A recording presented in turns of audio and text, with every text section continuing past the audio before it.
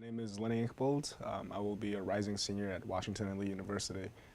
My first class in DH was for one of our abbreviated terms, which we only take one class.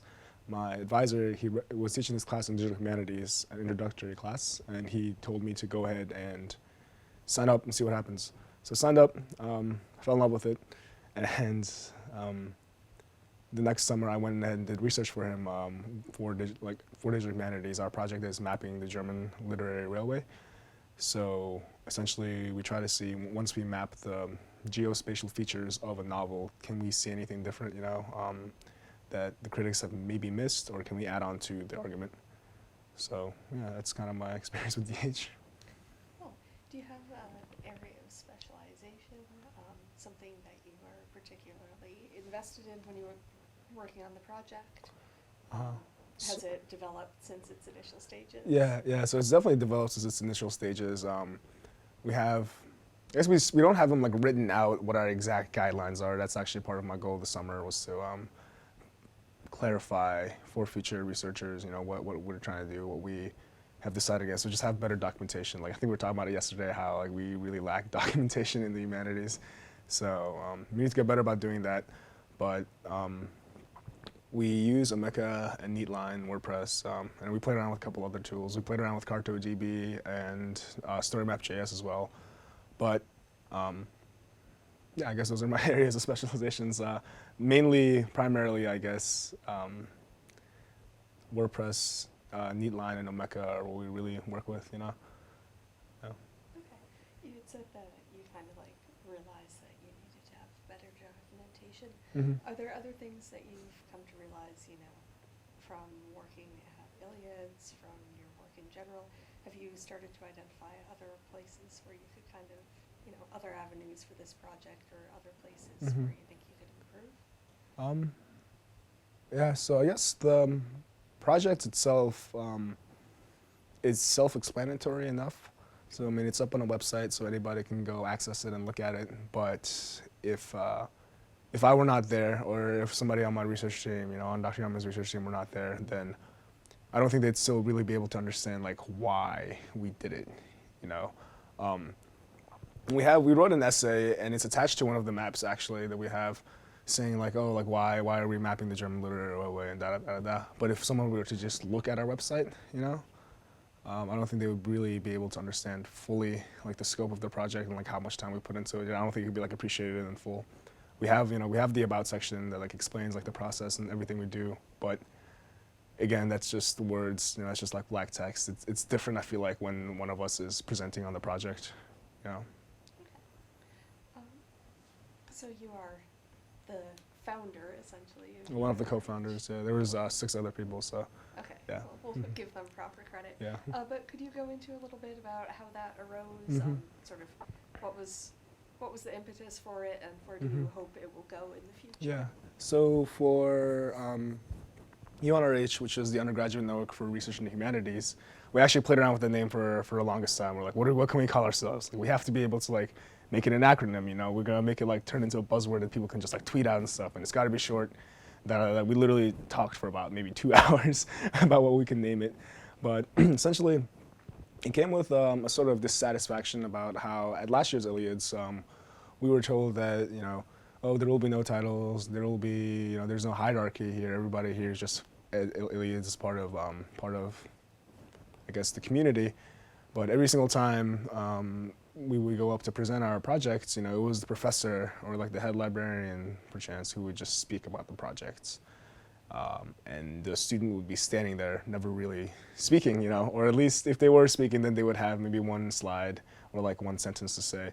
So it kind of stemmed out of the dissatisfaction. Well, hold on, of course I don't have the same amount of investment that my professor has into this project, but I've still put the last 4 months of my life into it. The last 3 months, some people have put, a year or 2 of their lives into the project. So I felt like we should have some sort of ownership, sense of authority over the project, and being really able to explain the process from, why we started researching on this topic and what we did, and here like is our end result, and just kind of being able to explain that process. And I thought it was very beneficial. It would be very beneficial had there been a requirement where students were the presenters, especially with all of us going into the workforce pretty soon. Maybe some of us will stay in DH, maybe some of us will go on to others. It still doesn't matter what we do end up doing. It matters that we know how to present ourselves, have an idea, and be really able to thoroughly explain it, right?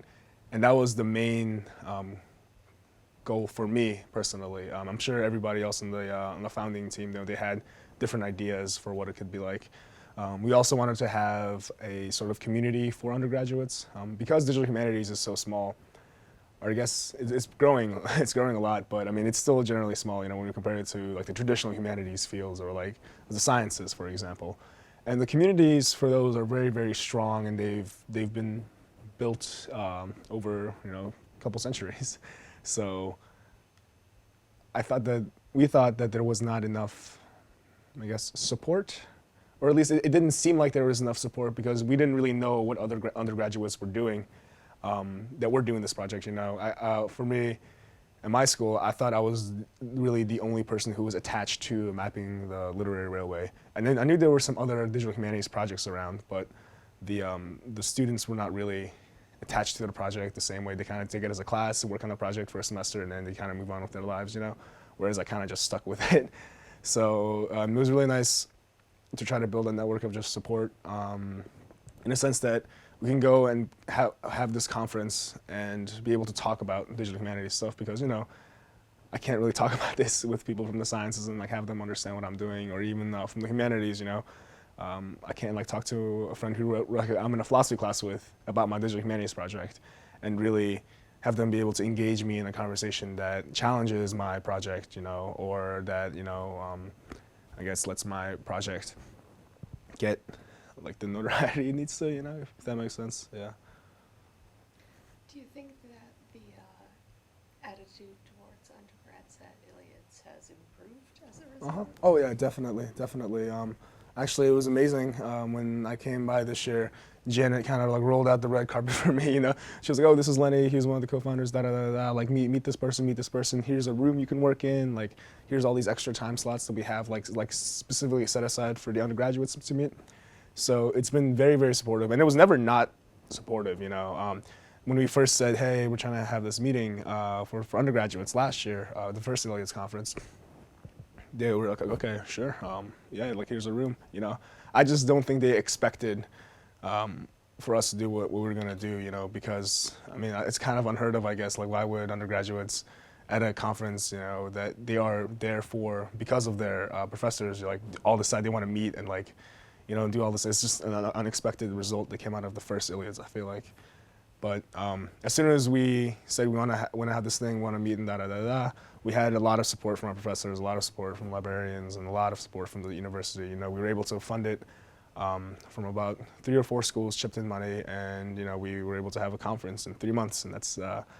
It just goes to show that the university is always trying to support the students. We've never not had support. We just didn't know how to ask for it.